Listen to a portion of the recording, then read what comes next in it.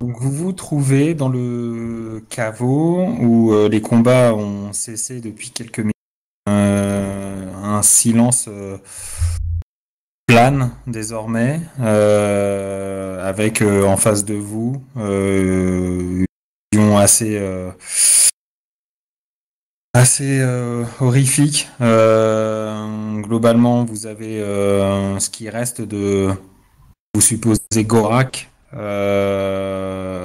qui se résume à une espèce de forme de masse informe, euh, sanguinolente, qui se décompose aussi vite euh, que ça en a l'air surnaturel. Vous avez également ce qui semble être du coup le cadavre de la Changelin dont vous aviez tant entendu parler dans vos investigations passées. Mhm. Qui est peut-être encore recouverte de la peau de Maître Vernam. Effectivement, c'est un curieux mélange, sachant que on va dire dans les échauffourées qui ont précédé cette scène, autant dire que les morceaux de peau ont un peu volé un peu partout, ce qui rajoute encore on va dire à la singularité de la scène. Chose frappante aussi et qui vous avait évidemment qui avait déjà attiré vos regards. Vous avez un espèce de piédestal un peu à l'opposé de la pièce sur lequel est posé un crâne momifié surmonté d'une couronne de cuivre vert de gris qui semble vous vous attirer de manière assez malsaine,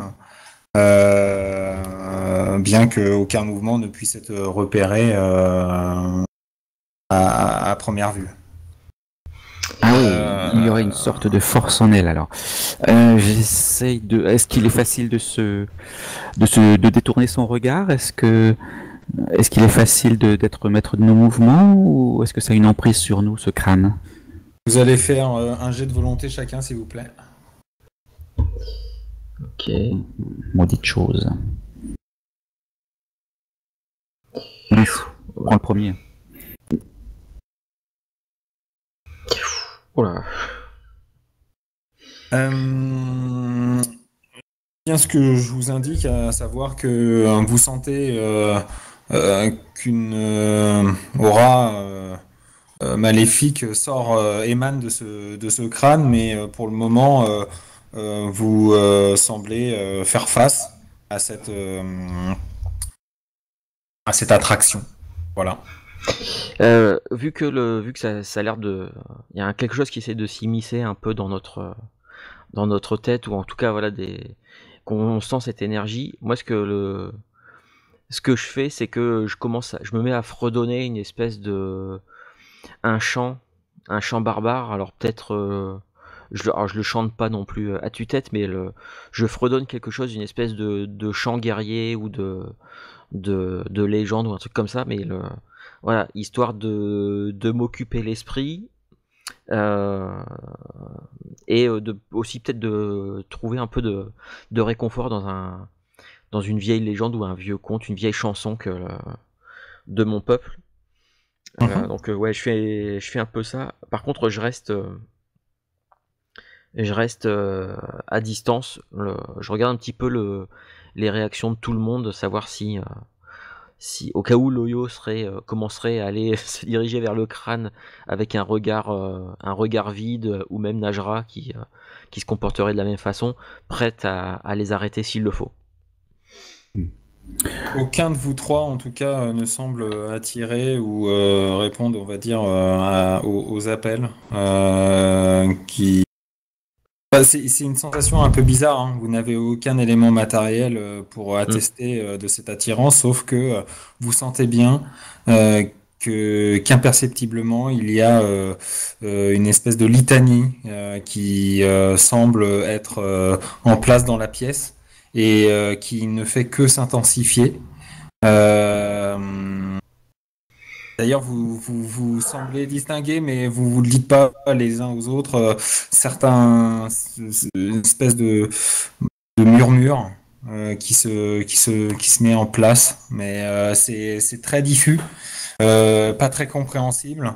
Il y a des bribes, voilà, des syllabes qui arrivent à vos oreilles, mais sans que vous puissiez d'une quelconque façon les interpréter ou les raccrocher à quelque chose que vous connaîtriez dans le cadre la civilisation embryenne que vous connaissez bien ou barbare pour toi, Kara. Ni même par mes connaissances d'érudit tel que je suis. Ai-je une idée de quel langage? Tu as de ton côté effectivement peut-être une acuité particulière, puisqu'il te semble reconnaître certains mots que tu as pu lire dans des ouvrages traitant ou écrits en cimbarien, mais ça ne peux pas l'interpréter, tu peux pas le traduire, si ce n'est que voilà, c'est quelque chose qui vous en convenez tous est entêtant et vous engage voilà, dans une réflexion visant à maintenant vous demander ce que vous allez faire de ce crâne. Tout d'abord, j'ai été surpris par la mélopée chantée par Kara dans une telle circonstance. Je comprends pas très bien, mais c'est pas grave. Le maître Loyo va pouvoir enfin exprimer toutes ses capacités, enfin va pouvoir se révéler au grand jour, puisque d'un geste sûr et d'une force déterminée, il va faire enfin preuve de toutes ses compétences. Il se dirige vers le crâne avec une volonté de fer et jette son mouchoir par-dessus pour recouvrir la tête. Ou plutôt que son mouchoir, une étoffe qu'il aura sur lui. Loyo, tu crois sérieusement que juste ça suffira? Tu ne penses pas que le fameux rituel pour rompre les liens mystiques dont tu nous as parlé serait peut-être le moment de s'en servir, non? Non, je ne pense pas. Je pense que le rituel de rupture de lien ne peut être effectué que s'il y a effectivement un lien. Or là, les objets et les personnes ne sont plus liés, elles sont mortes, à mon avis. Le seul lien qui pourrait se recréer, c'est si quelqu'un retouchait à nouveau ce crâne, comme Maître Vernam nous l'avait suggéré de ne pas le faire, si je me souviens bien, ou même le maire de Noire Nuit ne l'avait justement pas fait et avait échappé à son néfaste pouvoir. Donc je pense que la seule chose qu'il faut faire, c'est de ne pas le toucher. On ne peut pas le laisser là. Non, maintenant qu'il est sous mon emprise, c'est-à-dire enveloppé de son étoffe, on peut le transporter aisément. D'ailleurs, c'est ce que je fais. Je le prends sans le toucher directement. Très bien. Est-ce que tu peux me faire un jet de volonté à -5? Alors, comment je fais? Ah oui, -5.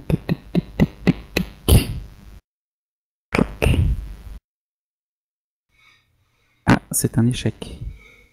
Ok. Tu sens au moment où tu prends le crâne comme un contact très intrusif d'un coup qui semble se glisser en toi. C'est très compliqué et tu tombes à genoux.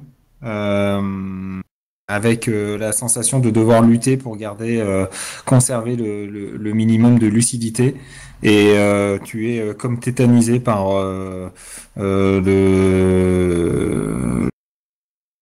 par le contact que tu viens d'avoir avec le crâne. Il a encore le crâne dans les mains ou le crâne a roulé au sol Non, le crâne est dans les mains et en fait, il est à genoux, le crâne tourné vers lui dans ses mains. Et il semble comme, on va dire, hypnotisé ou en transe. Voilà, c'est ce que tu vois. Et ça apparaît vraiment d'un coup au moment où il enserre le crâne avec son étoffe. il tombe quasi subitement dans cette position.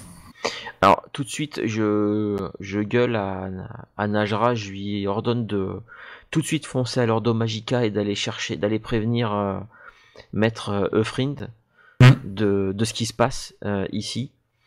Et ensuite, avec mon arc ou la pointe de mon épée, j'essaie d'arracher le crâne des mains de Loyo, histoire de rompre le contact, puisque en fait moi j'ai l'impression que quand Maître Vernam dans sa lettre disait qu'il fallait surtout pas le toucher, je me dis que en fait Loyo oui c'était peut-être une bonne idée de se dire de pas le toucher directement avec les doigts, mais j'ai l'impression que l'énergie, en tout cas l'énergie maléfique qui se dégage du crâne, bah c'est ça, voilà, un simple bout de tissu c'est pas suffisant pour l'arrêter, et que c'est voilà, certainement parce qu'il l'a pris dans les mains à travers le tissu que ça passe quand même ça l'a quand même envoûté. Donc voilà, j'essaye du bout de l'épée en me disant que j'espère que je ne serai pas touché non plus.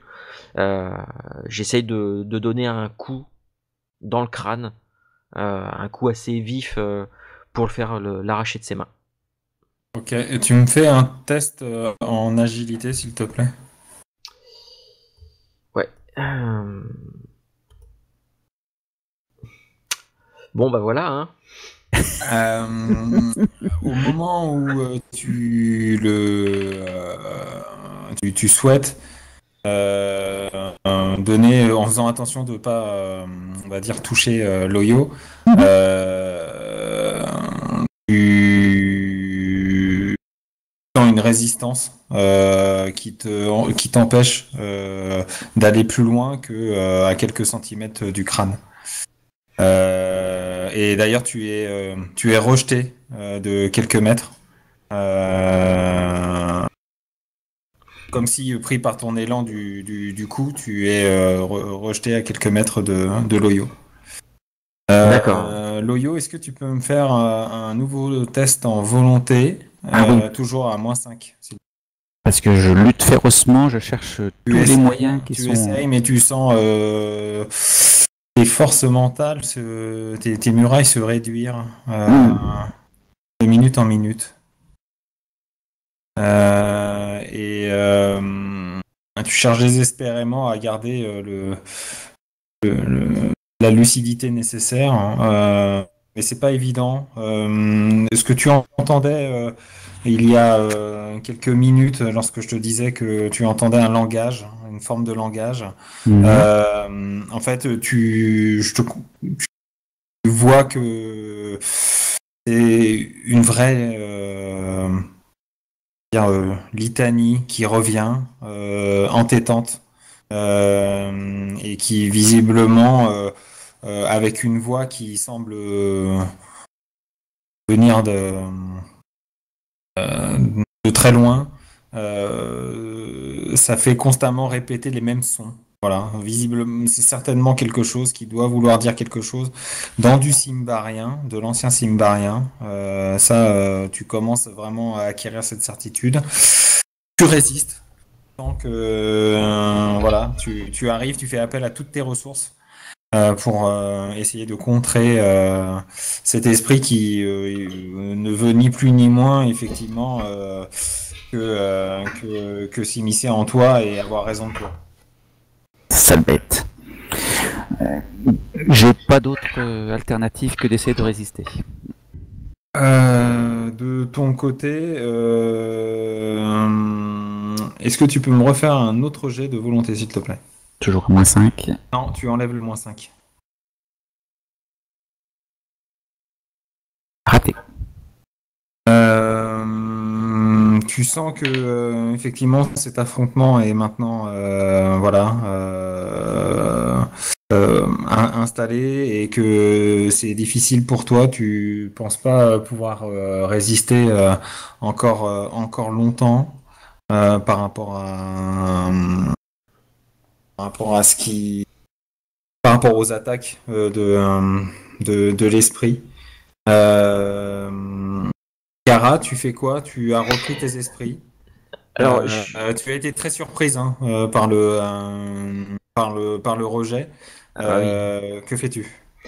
Alors, je me relève justement en me demandant ce qui a pu, en réalisant ce qui s'est passé. Et vu que je vois que Loyo est toujours à genoux, toujours avec le regard fixe sur vers le crâne, peut-être même, je sais pas, Loyo, peut-être même que tu commences à avoir des gouttes de transpiration qui commencent à couler de ton front parce que tu es en train de lutter ou ce genre de choses. Quand tu le regardes, tu vois qu'il saigne des deux narines.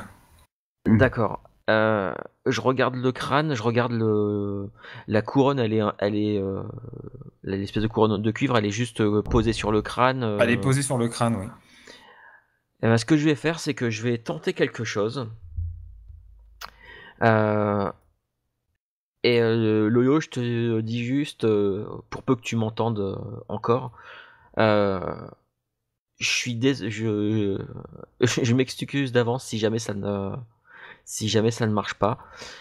Et ce que je vais faire, c'est que je vais utiliser un de mes talents qui s'appelle tir ciblé et avec lequel, en fait, si je réussis mon jet de dés, je peux faire. Alors, ça n'inflige pas de dégâts, mais je peux. Alors, typiquement, sur un adversaire, je peux le désarmer d'une flèche. Et bah là, je voudrais faire la même chose, mais je voudrais faire sauter la couronne du crâne que Loyo tient dans les mains. Okay. Donc je me mets à peine j'encoche une flèche. J'ai des flèches qui sont vraiment très très bien équilibrées, qui sont vraiment pour du tir de précision.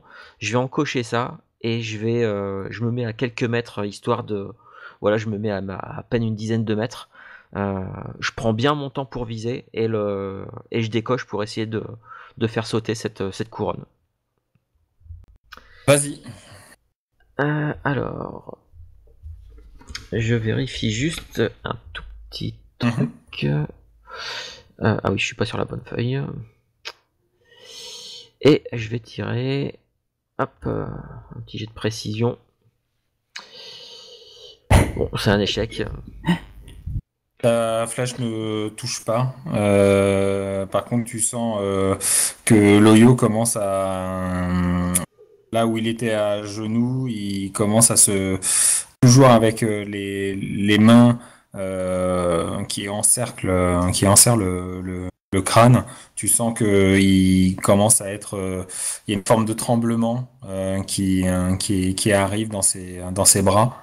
Là où il y avait du sang au niveau de ses narines, c'est maintenant au niveau de ses oreilles. J'avais lui avoir la peau. Loyo, un petit test de volonté pour essayer de t'en sortir. C'est parti.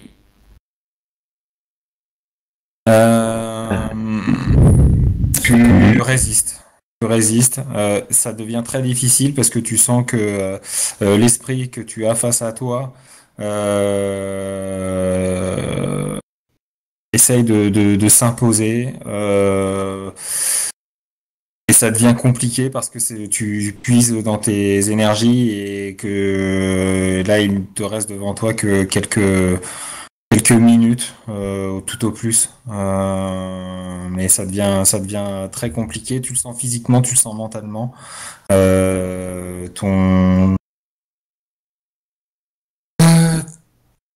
devient très compliqué. Je sens sa volonté bien supérieure à la mienne qui m'écrase en fait. Moi-même, je ne suis plus une petite ombre parmi une forêt elle-même pesante et lourde, prête à m'écraser de tous ces arbres qui pourraient me tomber dessus. Eh bien, j'essaye de pas de me recroqueviller parce que mon but c'est de me tenir debout, en tout cas mentalement. D'essayer de m'ériger, mais je sens effectivement que je faiblis, que je vais même lâcher d'un moment à l'autre. Gara, que fais-tu? Du coup, bah, je vais. Alors, bon, j'ai tiré ma flèche. J'ai tiré. C'est que j'ai tiré à côté ou ou comme avec l'épée, en fait, j'ai eu l'impression qu'il y a Non, une force qui avait. t'as tiré à côté. C'est-à-dire que là, en plus, tu sais même pas si effectivement il y avait une espèce de force ou pas qui pourrait, on va dire, repousser la flèche, puisqu'elle est allée tellement loin que. D'accord. Voilà. Je regarde Loyo, je réfléchis, je me dis que je vais tenter une dernière fois la flèche, parce que j'ai pas envie de toucher le crâne ni la couronne. Comme je vois déjà que Loyo, qui se présentait comme un mage, elle a déjà du mal à résister à ça. Je pense que je vais pas faire long feu non plus si je me mets à toucher ça. Donc je me dis, je vais tenter une dernière flèche pour essayer de faire sauter la couronne. Et si jamais ça ne fonctionne pas, je commence à envisager une solution encore plus radicale. C'est Bah, plus grosse. en fait, c'est surtout que je suis en train de me dire que si on n'arrive pas, il y a une espèce de champ, enfin, d'énergie qui m'empêchait de donner un coup d'épée tout à l'heure, qui pourrait possiblement dévier mes flèches. Le seul moyen de faire tomber le crâne de tes mains, et là j'envisage vraiment le pire du pire, c'est de te trancher une main pour que tu lâches le truc. Je veux Là j'ai peur que clairement, quand je vois ça, j'ai peur que ce qui est arrivé à Gorak, j'ai peur que l'énergie, l'esprit qui est dans le crâne transforme Loyo aussi en ce type de créature. Et là, tout seul, je pense pas réussir à m'en débarrasser. Donc je vais retenter la flèche, et en priant tous les dieux, en adressant des prières à tous mes ancêtres et tout ça, de me donner la force et de réussir à faire sauter la couronne avec ma flèche. Je vérifie. Vas-y, je t'en prie. Je vérifie un petit truc. Je crois que tout à l'heure j'ai oublié. Remarque, non, tout à l'heure même avec le bonus, ça aurait pas fonctionné. Non, ça n'aurait pas fonctionné parce que j'ai regardé après coup pour essayer de voir. Ok, bon prions les ancêtres et les dieux et les esprits de la forêt. Heureusement que je ne suis pas témoin de tout ça. Ouf. Tu te concentres effectivement en ayant recours à toutes les divinités et croyances dans lesquelles tu baignes depuis fort longtemps. Je pense que ton arc se voit guidé aussi par la nécessité d'aider ton compagnon d'aventure. Lorsque la flèche part, tu sais d'instinct qu'elle va toucher son but. Ce qui se vérifie quelques centièmes de seconde après. La flèche tape à l'endroit voulu, permettant que la couronne s'enlève du crâne sur lequel elle était jugée. Loyo, d'un coup, tu sens l'affrontement cesser, ce qui est extrêmement perturbant, libérateur, mais aussi synonyme d'un grand vide pour toi. Tu tombes à la renverse, quasi en simultané, au moment où la couronne part d'un côté, le crâne reste en suspension, et Loyo, tu tombes à la renverse, comme libéré de l'oppression qui cherchait à prendre possession de ton esprit. Voilà la scène que Kara, tu observes. En quelques dizaines de secondes, les choses semblent se dérouler comme un moment d'éternité. Mais tu arrives avec beaucoup de satisfaction au résultat que tu souhaitais. avec un crâne qui tombe lourdement sur le sol pavé, qui ne se brise pas, mais qui tournoie quelques secondes avant de se positionner face à toi, les orbites creuses, et avec une expression maintenant que tu jugerais complètement inerte, contrairement à il y a quelques minutes de cela. Voilà. Et la couronne est à quelques 50, soit 1 mètre de là, également euh, sur le sol. D'accord. Tout de suite, j'adresse une dernière prière à mes ancêtres pour d'avoir guidé ma flèche et aussi un petit peu de comment dire, de ne pas être obligé d'en arriver aux pires extrémités auxquelles j'avais pensé. Parce que je pense que là, Loyo, il m'en aurait voulu plus que les quelques pièces qu'on lui a soutirées jusqu'à maintenant quand on allait dans les auberges. Je vais ramasser Loyo et je te dis il faut pas Qu'est-ce qui s'est passé là. Il faut pas rester là. Je suis complètement d'accord. Moi, je veux m'éloigner de ce crâne. Je pense qu'en fait, là, t'es pas en capacité de parler. T'es inconscient, on va dire semi-conscient, mais tu n'arrives pas à articuler quoi que ce soit. Aucun son ne peut venir, ne peut être émis. Là, t'es comme en état de choc, et tu sens que ton extrême faiblesse. À tel point que même lorsque Kara essaye de te redresser, c'est très compliqué pour toi, et qu'il faudra très certainement, en plus de l'aide de Kara, peut-être une aide complémentaire pour te sortir de ce caveau. Ok. Bon, en tout cas, j'essaye. Moi, ce que je fais, c'est que je l'éloigne, quitte à le traîner au sol. Tant pis, hein, ces beaux vêtements tout flamboyants seront sales, mais c'est pas grave. Mais j'essaie de le traîner le plus près possible de la sortie. Ouais. Et j'ai quand même toujours un regard qui se pose à intervalles réguliers sur le crâne qui est resté, le crâne et la couronne qui sont restés au sol. Et voilà, j'essaie de mettre le plus de distance possible entre le crâne, la couronne et nous. Et j'essaie de réveiller Loyo. Il reprend peu à peu ses esprits, mais il est très vaseux. Je me permets de fouiller dans son sac. J'avais remarqué qu'il y avait toujours une bouteille qui traînait dans sa sacoche. Donc je vais à la recherche d'une bouteille pour essayer de lui donner quelques gouttes. Peut-être que ça va ça va l'aider. Hein. Que tu trouves assez facilement pour au moins lui faire respirer et reprendre conscience de l'endroit où il se trouve. Ah, mais c'est bon ça. Est-ce que j'ai souvenir de ce qui s'est passé? Si je reprends mes esprits. C'est très très vague. C'est très très vague. Très très vague. Globalement, t'es vraiment dans le coton là. Kara, qu'est-ce qu'on fait là? Qu'est-ce qu'on fait?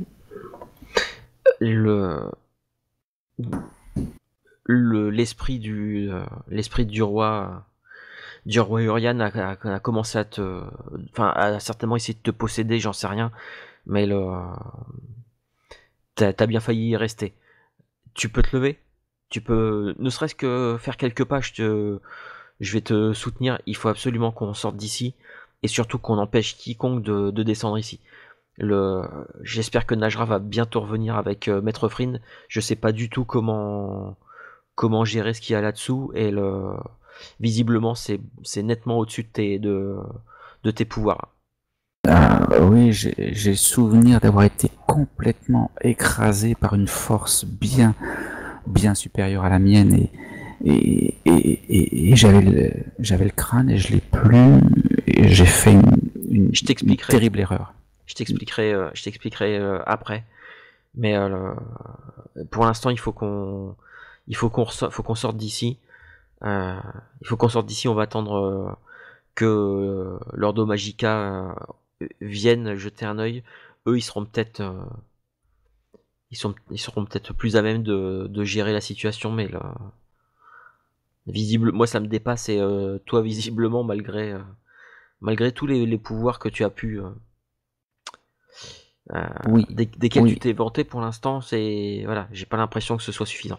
Oui, c'était une terrible erreur. Je crois que je te remercierai jamais assez, car j'essaie de suivre là où tu m'emmènes, mais pendant tout le long, je fais que des remerciements tels que Loyo n'en serait jamais capable autrement, en temps normal.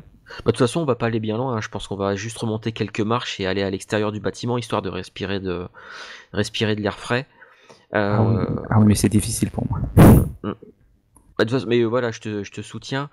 Bon, puis même une fois qu'on sera remonté à la surface, au bout d'un moment, si ça fait 15-20 fois que tu me remercies, au bout d'un moment, je te dis c'est bon, arrête, c'est bon, ça y est, on n'en parle plus. Je pense que si j'avais touché ce crâne, t'aurais fait la même chose pour moi. Donc voilà, on n'en parle plus. Et en moi-même, je me dis que à jamais, au grand jamais, je ne parlerai de l'idée que j'avais eue pour lui faire sauter le crâne des mains. Voilà. Et puis, je t'explique, je te dis, écoute, est-ce que j'ai réussi à faire sauter la couronne du crâne? Voilà, c'était extrêmement risqué, mais bon, pour une archère comme moi, c'était pas si extraordinaire que ça. Donc mais voilà, mais je reste vague, hein. Je ne compte pas qu'il avait les mains qui tremblaient, que je lui suis surpris à 2 fois, que la flèche, si elle était passée ne serait-ce qu'à 10 cm à côté, ça aurait pu lui transpercer le bras ou ce genre de truc, hein. On va garder ce genre de détails. C'est passé dans le caveau, reste dans le caveau en fait. Exactement. En attendant, lorsque vous remontez péniblement les marches qui vous ramènent à la surface, vous êtes accueilli par quelques membres de la garde municipale qui étaient restés en faction. Certains étaient remontés, avaient complètement paniqué lorsqu'ils étaient descendus avec vous et lorsqu'ils avaient vu notamment l'abomination. Depuis, il y a eu effectivement un dispositif un peu renforcé qui est venu, on va dire, en soutien dans l'intervalle, mais pas suffisamment à temps pour pouvoir vous rejoindre en bas. Donc vous n'êtes pas seul. Vous avez notamment vous apercevez le capitaine. Qui est en train de sécuriser le périmètre et qui est en train d'organiser un petit peu ses troupes en conséquence. Je fais signe au capitaine, je lui fais signe de venir, de s'approcher. Et lorsqu'il est juste à côté de nous, je dis écoutez le capitaine, je pense que nous avons définitivement mis hors d'état de nuire l'écorcheur et surtout la créature qui aurait pu sortir de ce caveau aurait causé d'énormes dégâts et suinté la corruption, mais par tous les pores de la peau. On a réussi à s'en débarrasser. Par contre, que personne ne descende là-dedans, personne d'autre que soit un mage puissant de l'Ordo Magica. Il y a encore une relique en bas qui dégage une énergie vraiment malsaine. Loyo a failli y rester. Je ne sais pas comment. Je pense que c'est le genre d'objet. L'Ordo Magica pourra peut-être soit le détruire, ou alors, je sais pas, faudrait peut-être en discuter avec eux, ou alors ça vient de Davokar, il faut le remettre dans Davokar. le capitaine prend en compte toutes ces informations et semble sous-peser un petit peu les différentes options. À la réflexion, je pense que certes, l'Ordo Magica aurait la capacité de pouvoir détruire ce genre d'artefact. Cependant, je pense, comme vous venez de le suggérer, que la restitution, ou en tout cas la place d'un tel artefact est là où il a été trouvé, à minima en tout cas pour ce qui concerne le crâne. Je laisserai après l'Ordo Magica décider de l'emplacement de la couronne d'épines. Ça c'est à eux de décider s'ils veulent monter une expédition permettant de partir dans la forêt de Simbarum ou pas. Ce n'est plus de mon autorité. Voilà. Très bien, ouais, je vais attendre que quelqu'un de l'Ordo Magica arrive et je verrai avec eux un peu ce qu'ils décident. En tout cas, l'écorcheur en fait n'était autre que le bras droit de Gorak, une changelin qui faisait partie de son groupe, de son expédition. Et c'est elle qui a pris l'apparence de plusieurs personnes et pour accéder justement à certains textes, à certains documents, à certains rituels, je pense. Mais elle est morte. Ce qui fut un temps Gorak l'a tué devant nos yeux, et nous sommes chargés de ce qui était devenu Gorak. Tout ce qui reste, ce qu'il y a de plus dangereux, c'est la couronne qu'il ne faut surtout pas approcher, surtout pas toucher, même à travers un tissu. Et j'ai quand même tendance à lancer un petit regard vers l'Oyo quand je dis faut surtout pas toucher ça, même à travers un tissu ou une étoffe. Mais je m'appesantis pas plus dessus, quoi. Là on a bien morflé. Lui il a bien morflé aussi et il saignait du nez et tout ça, donc.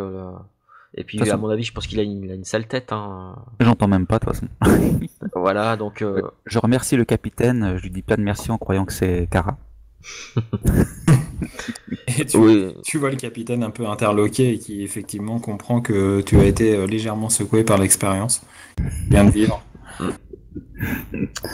Vous tardez pas à voir revenir votre acolyte accompagné de certains membres de l'Ordo Magica que vous avez croisés ces derniers jours, dont Maître Friend. Très rapidement, vous comprenez que l'Ordo Magica va prendre en charge les opérations, notamment en ce qui concerne la récupération de l'artefact, qu'il s'agisse du crâne ou de la couronne. Les deux doivent être récupérés avec le plus grand soin et surtout éloignés de Fort Chardon dans les plus brefs délais. Et ça, pour le coup, l'Ordo Magica c'est organisé comme il se doit, avec là aussi des forces spéciales qui ont l'habitude de ce genre d'opération, en tout cas de monter ce genre d'expédition, pour garantir la sécurité et l'intégrité de la population de Fort Chardon. Est-ce que lorsque Maître Friend nous explique ça, vous pensez sincèrement que le crâne et la couronne sont dangereux, les deux? C'est très difficile de séparer les deux artefacts. Je pense que quelque part l'énergie qui émanait de cette alchimie entre la couronne et le crâne faisait que l'esprit du roi défunt était toujours très actif. Le fait d'avoir séparé les deux artefacts, en tout cas l'artefact de la couronne, a très certainement aussi mis fin à la viabilité de l'esprit du roi en question. Ça veut pas dire qu'il est réduit à néant, ça veut dire simplement qu'il s'est peut-être incarné autre part. Ça, on n'a aucune certitude. En tout cas, le crâne tel qu'il est là, après quelques vérifications, on ne semble pas, on va dire, percevoir présence maléfique, ou de présence tout court d'ailleurs. Hein. Voilà. Et la couronne, vous allez la ramener là où elle a été trouvée, ou vous allez en faire quoi?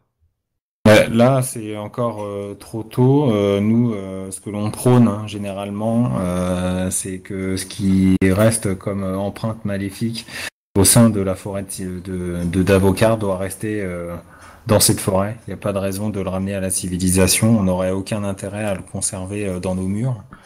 D'où l'importance de pouvoir faire en sorte que ce artefact parte au plus vite.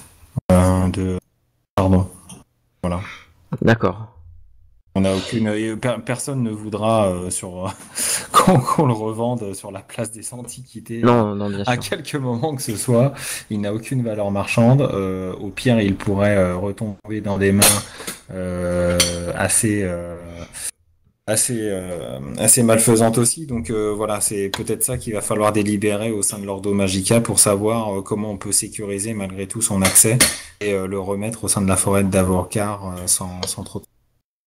Et vous, qu'est-ce que vous pensez de si soit de la remettre là où ça a été trouvé, ou alors d'essayer de contacter quelqu'un du pacte de fer?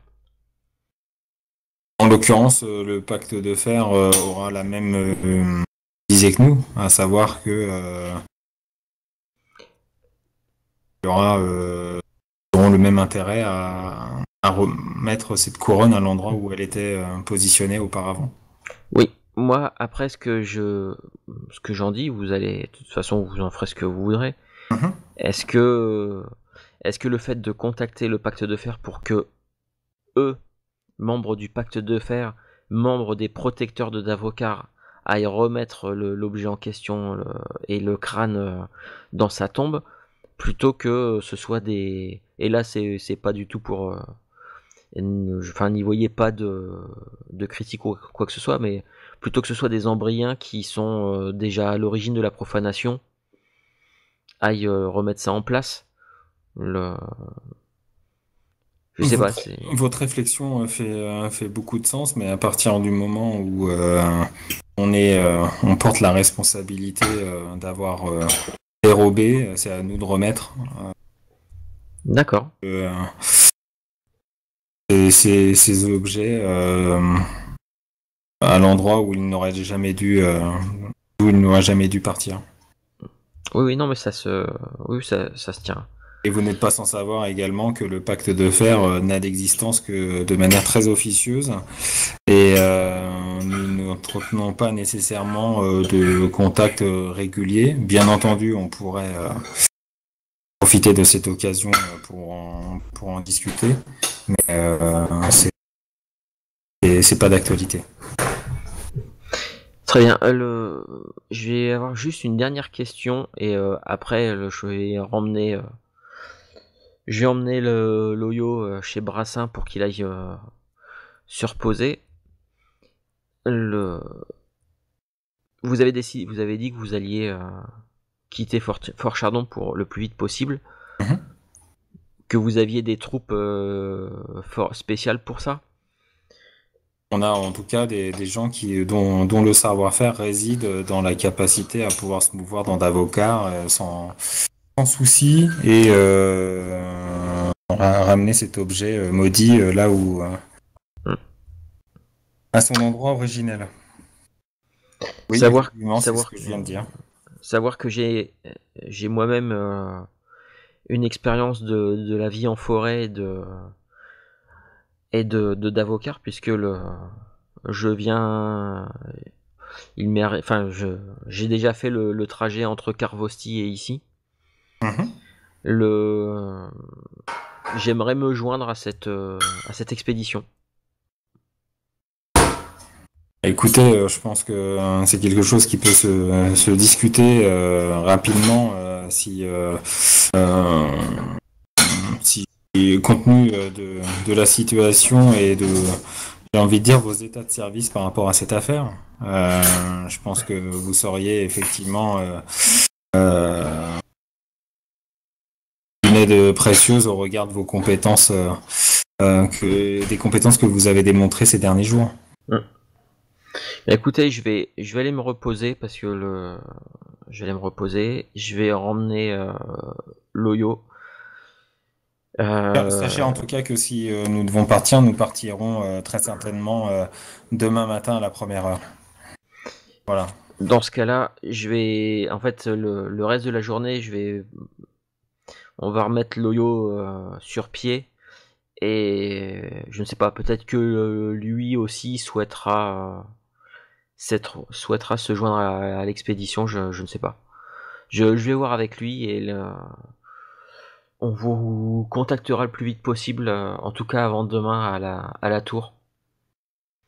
Et puis voilà, De toute façon, nous savons où vous résidons également. Si vous êtes chez Brassin, on saura aussi vous retrouver pour au moins vérifier si vous devez nous accompagner ou pas. D'accord. Très bien. Et puis sur ce, moi je vais emmener Loyo s'il est en état de marcher. Il est pas très vaillant. Ceci étant, on propose de pouvoir le raccompagner chez Brassin. Avec un espèce de brancard de fortune ou en tout cas qui permettent de le maintenir dans une position plus reposante compte tenu de son état de santé. Heureusement que je vois pas, hein. C'est proprement humiliant. Du coup, ouais, je pense on retourne chez Brassin. Je pense que Najra va certainement nous accompagner. Exactement, Najra, une fois qu'il a ramené l'Ordo Magica dans les parages, s'enquiert de vous et évidemment est à vos côtés pour revenir chez Brassin dans le courant de la journée. Dans ce cas-là, une fois qu'on est chez Brassin, je pense que la grosse discussion, ça va être... moi, voilà, je le dis, j'ai l'intention de me joindre à l'expédition qui va redéposer le crâne là où il n'aurait jamais dû partir. De par mon expérience de la forêt, voilà, je suis sûr que je serai utile et je suis sûr que j'en apprendrai aussi encore beaucoup.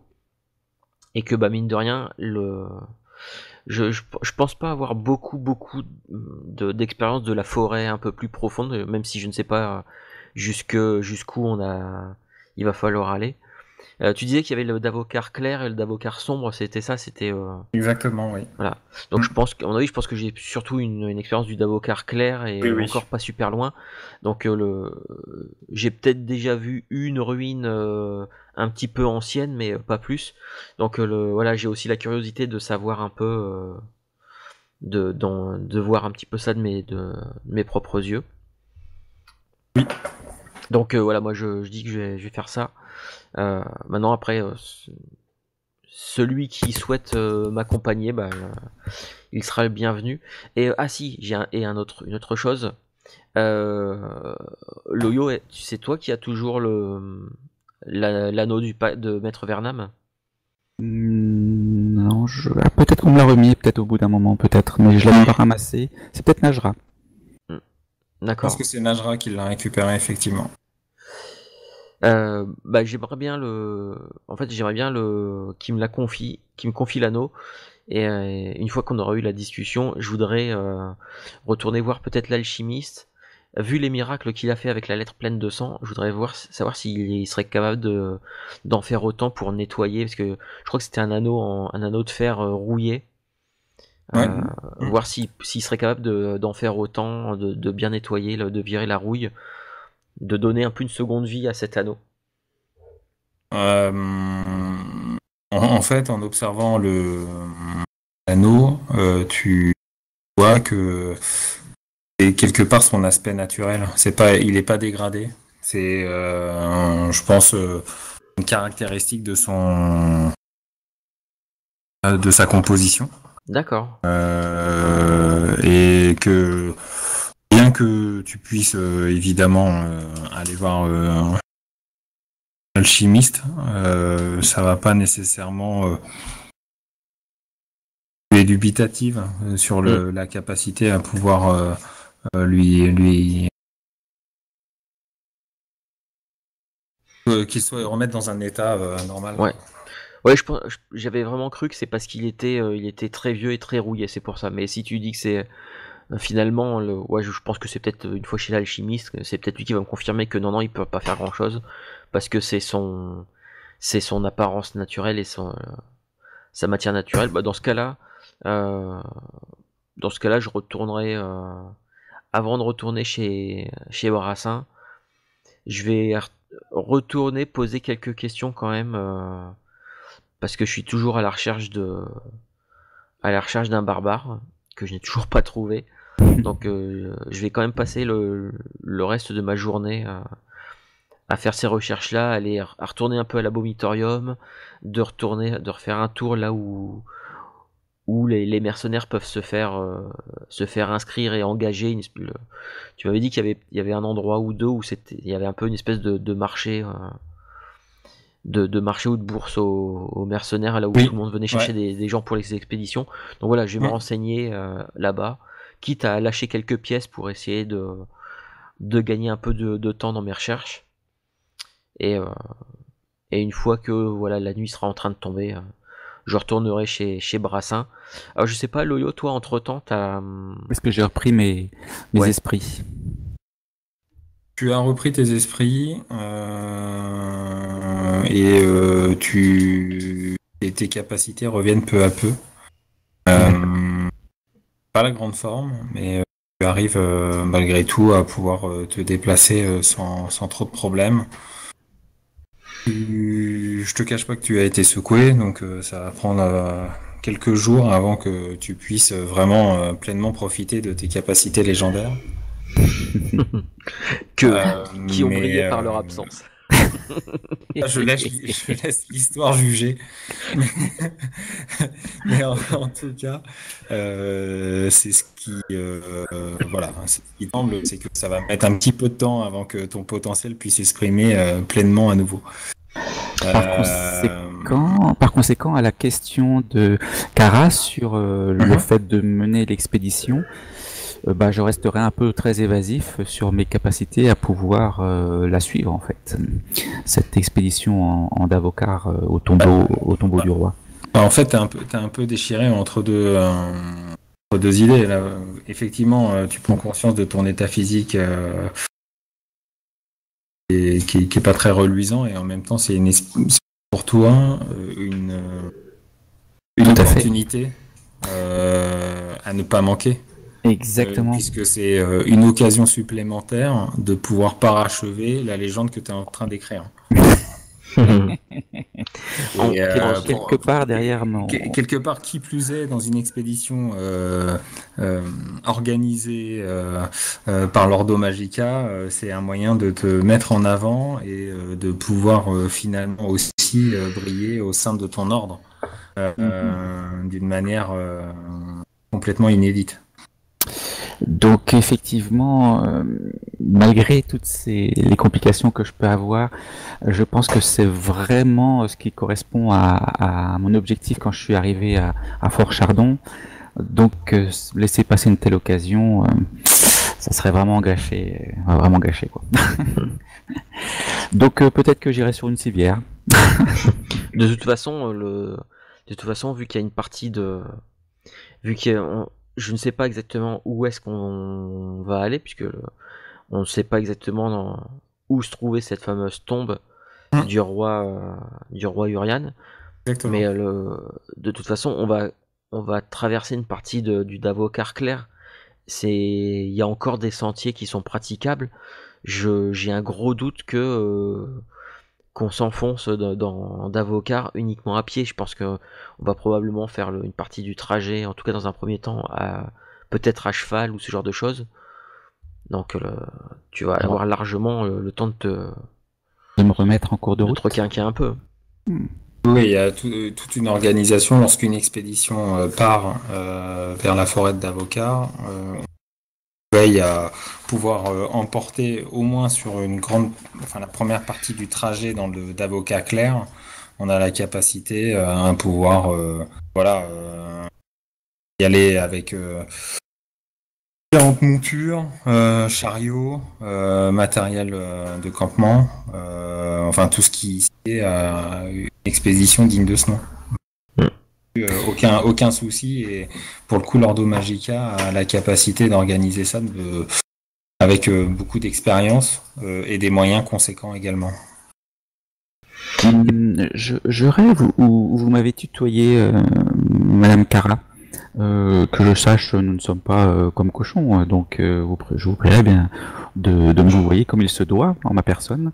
Et là, tu vois que effectivement, Loyo, il a repris toute sa superbe, enfin, dans la mesure où il le peut encore, que, à la limite, c'est à peine s'il se souvient qu'il t'a remercié, et à vrai dire, il sait même pas trop ce qui s'est passé dans le caveau, quoi. Donc, Oui, moi je suis resté. J'ai juste expliqué que j'avais séparé la couronne du crâne et tout ça.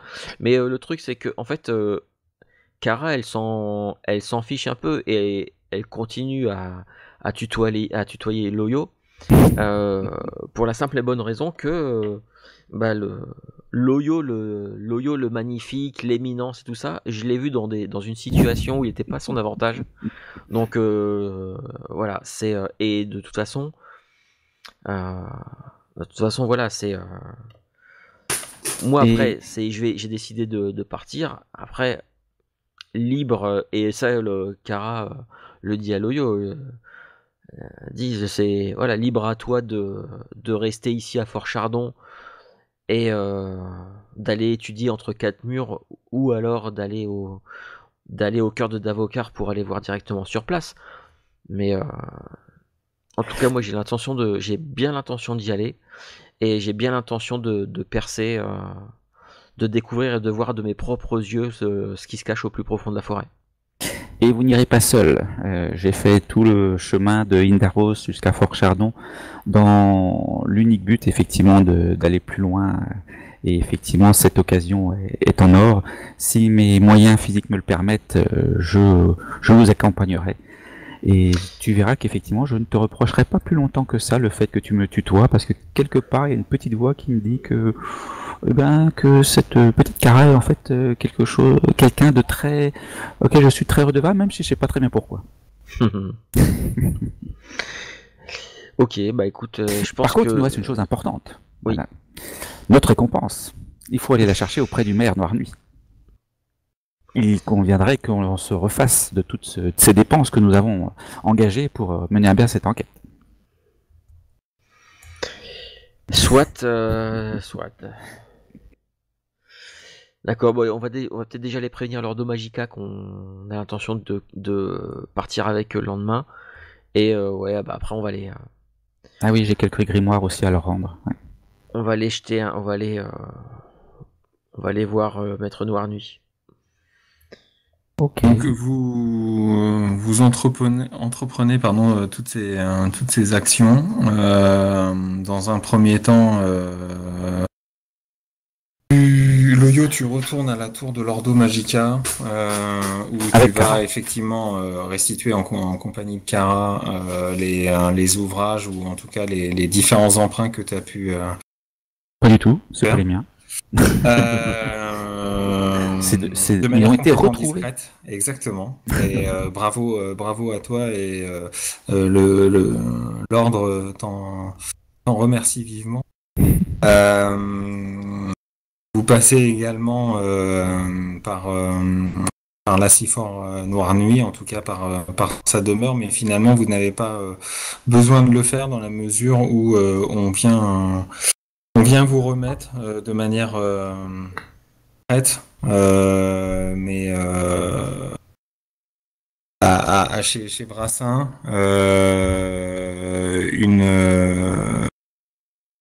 un petit coffre qui, pour chacun d'entre vous, qui renferme une bourse bien garnie, Ah.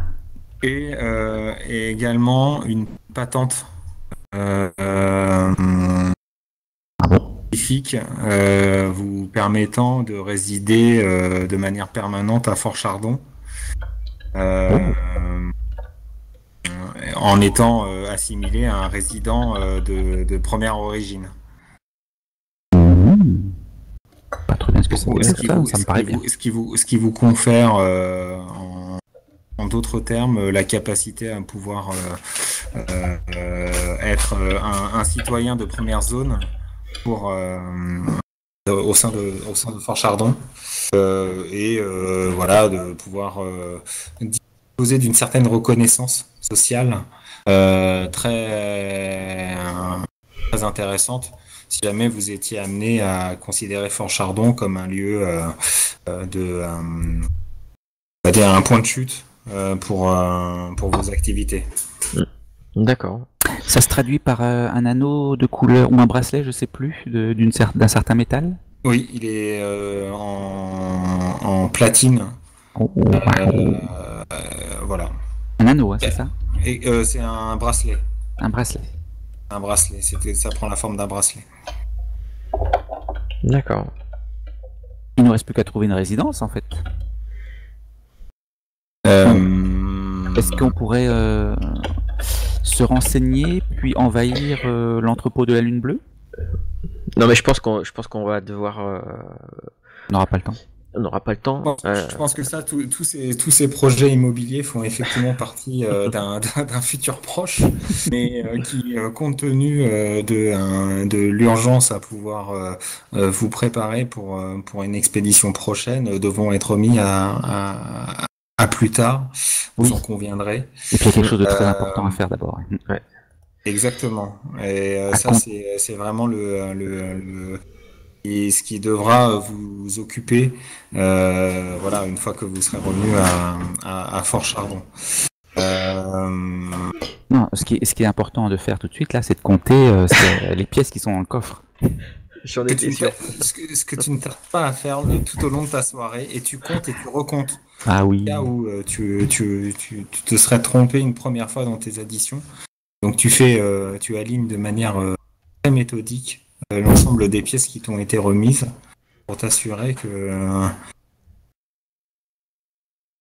bien de ce petit, de ce gros pécule te permettant voilà de te refaire complètement par rapport à tes dépenses dispendieuses pendant ces derniers jours. Et pas toujours justifié. Ah non, exactement. C'est vrai que ça t'a marqué aussi. Beaucoup plus d'ailleurs que les épisodes les plus récents. Tu en viens à être marqué par ça. Du coup, vous endormez respectivement l'un et l'autre avec ce sentiment d'être à l'aube d'une autre aventure qui à la vôtre d'ici quelques heures pour pouvoir découvrir ou redécouvrir l'avocat en fonction de vos expériences. Il y a beaucoup d'excitation et de part aussi de peur par rapport à cette expérience, puisque l'avocat représente pour vous cette part d'inconnu que tout Ambrien ou barbare a envie de découvrir. Donc c'est avec ces pensées que vous vous endormez et que vous songerez à vos prochaines aventures. Ouais. Et c'est ainsi que se conclut ce one-shot de Symbaroum, en vous remerciant beaucoup pour votre participation et pour le jeu démontré tout au long de ces différentes séances. C'était vraiment super. Voilà. C'était bien cool, ouais, merci. Tout à fait, ouais. C'est un super scénario et brillamment masterisé d'ailleurs.